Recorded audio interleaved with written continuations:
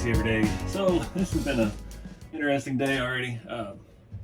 Friend John Barnett sent me out this 3D printed Scottsdale bed. I didn't know what it was, what was coming. And immediately I started thinking trailer build. I have one of those old beat up Squarebody trailers everybody used to have laying around just for hauling junk. This is actually a very nice print. We talked about printing a little bit today.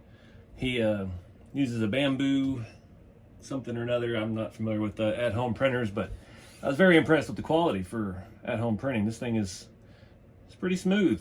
It's two pieces, obviously. Seams and stuff line up excellent. There's not a lot of warpage in it. It's going to be perfect for a patina build. Not have to do a whole lot of body work.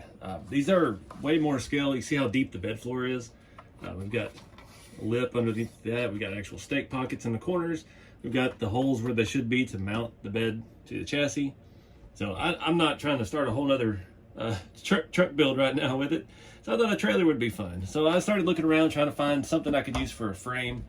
It also has this 3D printed bumper with even the sockets for the LEDs and the license plate lights. So real nice. Tail lights are resin. Forgot about those. Look super nice. And it does already have lights in them. Not sure how to wire that to a trailer because wiring is not my thing, but yeah. So I'm thinking we're going to kind of build a trailer frame and just make one of those old trailers sitting around. I got some steel wheels. We'll probably put a different tire on this. Thinking maybe some hubcaps and just make us a old square body trailer. But I got to looking. I'm decided. I'll show you the underside a little more. See, it's actually got the supports, the holes where everything bolt in. I found these rails in my junk box. I've been digging through junk boxes all day. We've got holes that actually line up with these holes. I'm thinking we could make little rubber body bushings and actually bolt that in nice and level. This is a Tamiya King Hauler chassis, I believe, cut up many years ago. And those two main holes line up perfect on this. And that leaves us with a little bit sticking out here in the front. I'm not sure about the width yet. That's why I needed an axle. I don't have any good trailer axles. I don't even have any like junk old Yoda 1 axles or anything I could use. So I ordered some on Amazon, but in the meantime, I got my Target Christmas camper. Have this full build on YouTube. This is just the chassis for it. I was gonna borrow this axle out of here. And yeah, it's a very wild 3-link with a panhard on a rusty old camper trailer, but I was just having fun. I remember when I built this, it was just a experiment to see what I could do. I do plan on keeping this trailer together, but I set it on a rat rod set up with a shop truck, and I don't know now. It's looking like it could be something else, but that's neither here nor there. So I gotta steal this axle off of here. Should be pretty easy. We just got 2 screws per side, some nuts on the bottom because we've got weird shock set up. One thing to note, so I use that iron paint on these wheels. I didn't know this at the time, but I used it a lot years ago. But we've got rust on the springs, we got rust on the joints on the shocks. That stuff is contagious. It will spread. So I had that Tamiya sand scorcher, and I had a lot of rusted hardware on it after I swapped the bodies out a while back. So anyways, I'm gonna steal that solid axle for now. And those are just a aluminum semi-truck axle for 1/14 scale. Same track width as your 1/10 scale RC 4-wheel drive style axles. And we'll start looking at how this is all going to fit, how high it's going to sit, what tires we might want to use. These are going to be too small. These are some little off-brand things on 155s. This is about the smallest tire I've ever found. But I just have a set of those mounted laying around the house, and I was like, this trailer, it doesn't matter if it's 5 or 6 lug, so that could be the look. These are some of the long and tall Texan RC center caps. Unfortunately, the other rear one I painted poorly, so we may have to repaint a set of those. But yeah, just stuff to look at. Thinking leaf spring, super simple. I don't have a hitch. I thought I had a hitch, and I don't know yet how we're going to make this into an actual trailer frame. So we got a lot of stuff to figure out. In the meantime, I'm going to steal that axle, and we can at least get some leaf springs on it, check our height, see how it'll bolt, because these are pretty thick.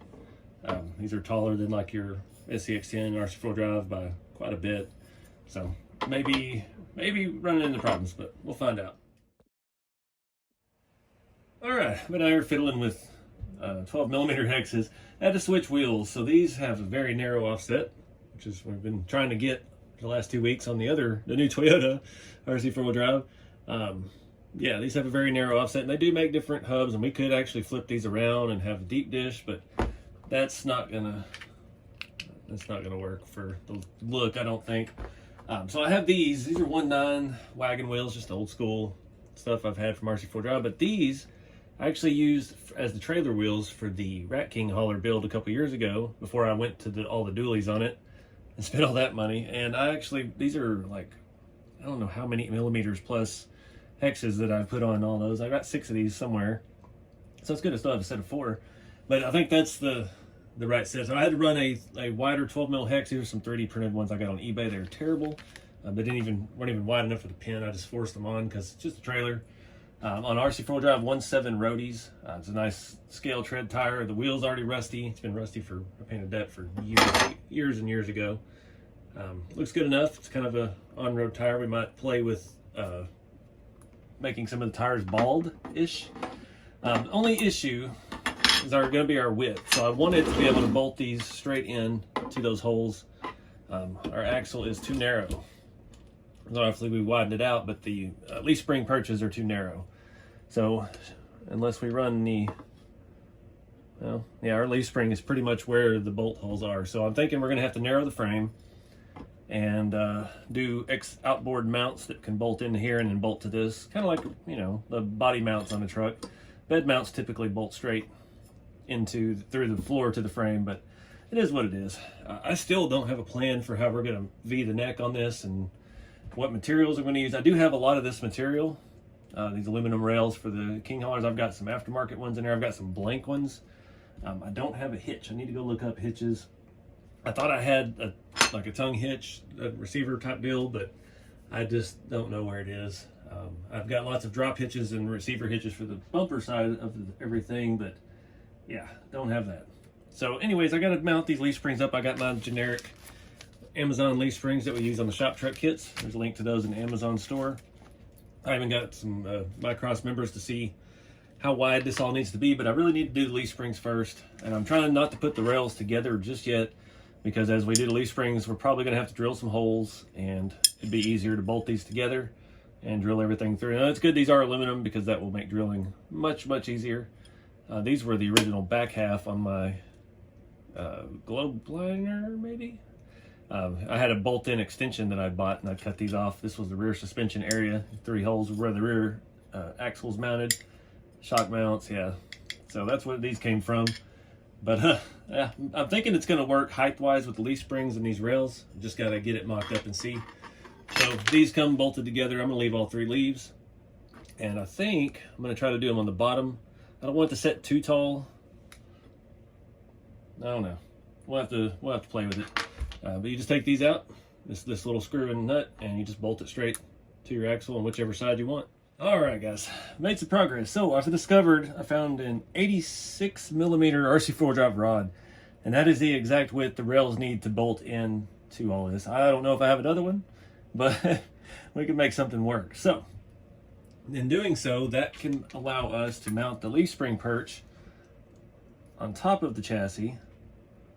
But we do run into one problem. So that should be pretty darn close. We'll have to use that RC fuel line to make our bushings for this. We've actually got a hole here on the back of the chassis that the shackle can bolt to, and that only gives us about 2 millimeters of suspension travel right now, because I don't have enough long screws for this. The axle is kind of bulky, and I've got nuts and stuff on the back. So what I'm thinking is, once we get really all I've got to drill is 2 holes on each rail to mount this hanger, and yeah, then we can put a little notch in it. We're not concerned with strength. Obviously, this isn't going to be crawling. This is just kind of a scale detail accessory type situation. So we can cut us a little C-notch in that frame and be just fine. And it's aluminum, so it'll cut real easy. And just got to find some more 86 millimeter rods. We can add a couple more in here to add some reinforcements, and I think we'll be set. So I'm going to start doing this stuff in high speed, because I've just been doing this kind of little by little between filming, because I'm trying to get ideas. I'm trying to figure this out and just come up with the plan. So I think that's definitely the plan. We'll cut that, notch it. That'll give us plenty of suspension travel. I'm looking at the side here. I don't want it to set too tall, obviously, because you know, it's just a trailer. I don't want it to be real tippy. We could, I don't know, really we can't, because even if we did it the other way, we could get the clearance, but we're not going to get the height that we need out of it. So this is probably the optimum way to mount this hanger and shackle setup. So yeah, we're just gonna have to step notch it or C-notch it. So I'm gonna get started. I'm gonna get these attached first, then we'll pull the rails and stuff out, or kind of mark it, and yeah, I'll bolt those two cross members or two rails together, drill some holes through, bolt them up, and we'll start building from there. Still got to figure out this front situation. I know most of these were actual truck frames, and they still had the truck rear end in them. I really wanted to do that, but I don't have any spare rear ends. Even the ones I've got that are questionable or beat up and used, they're on rat rods. Just I needed something to roll those things with. So I don't know. This will work. We're not wasting good components. I still don't know about the front. I've got some ideas. We've got a good place to bolt something to if we get there. And it looks kind of like stock truck rails sticking out like somebody just chopped them off. So so far so good. I'm feeling the vibe. So let's get this party started.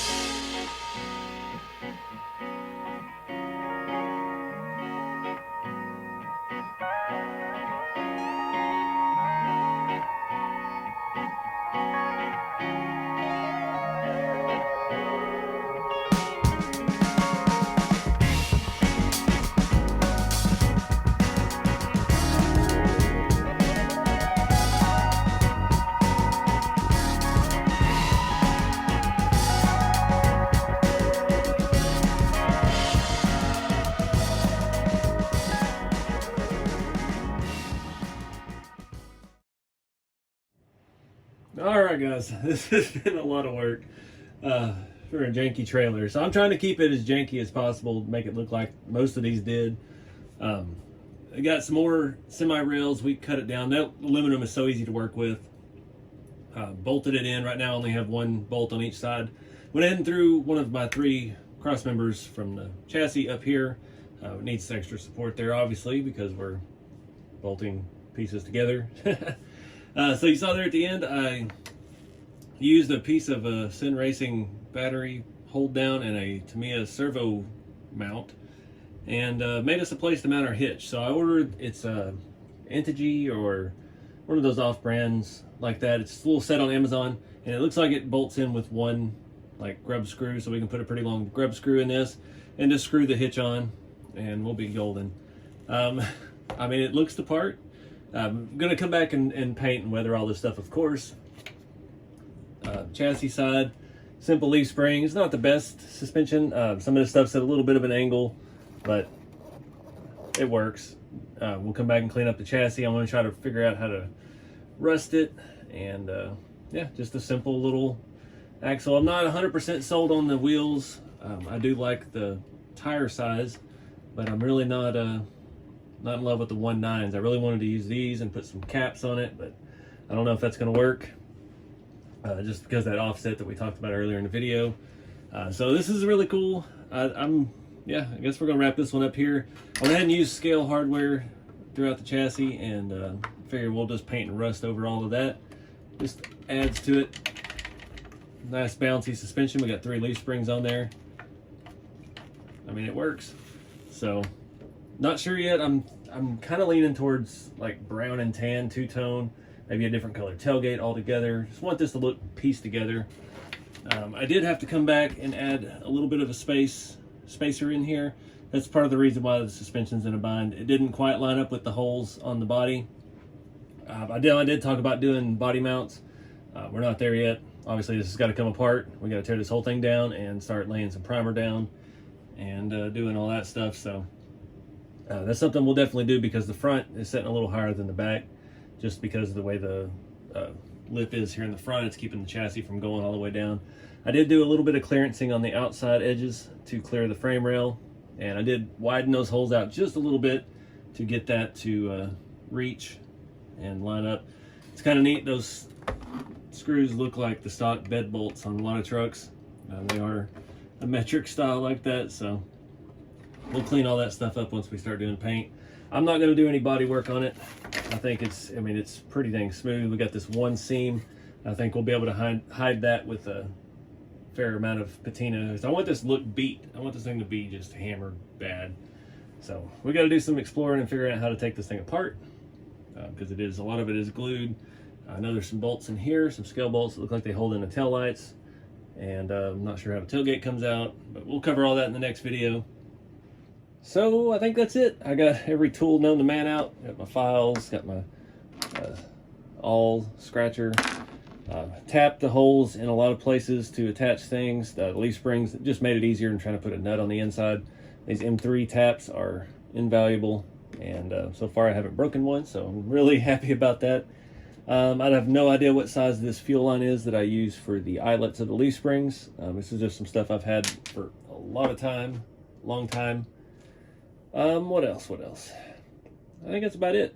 We can also, I talked about the ride height a little bit after we did that notch in the frame. I think it's sitting pretty good. If we need to go up a little higher, we can do that with our body bushings that we were talking about just a minute ago, and just kind of body lift the chassis up off of it. We could use regular spacers. They'll look like rubber donuts, or we could get wild and actually make, well, I've got enough servo parts laying around. We got those little rubber bushings that come with servos. We could throw some actual rubber in there, give us a little bit of a lift as well. So that's something to look at when we get to assembling. So anyway, guys, I appreciate you watching. Have some fun with the hobby. This is like a spare parts build, and you know, it doesn't have to be high dollar stuff. It's taking time. I've been digging through bins and things all night trying to find all these little knickknacks to make this stuff out of, but yeah, it's been fun, and I want it to be janky just like the real ones are, because most of these I see, all of this section is very sketchy, and yeah, it's looking pretty sketchy so far. But shout out to John. Appreciate him sending me this bed. It's just cool. He printed this at his house. Excellent quality for a home printer. It's amazing how that's changed over the years, and things are getting better, so that's awesome to see. And yeah, definitely gonna put this to use. I mean, we actually have stake pockets, so we could make, you know, the sides that actually slide down in it, and who knows, world is our oyster. But appreciate you guys watching. Get out there and do something fun with the hobby. Keep it scale, and we'll see you next time.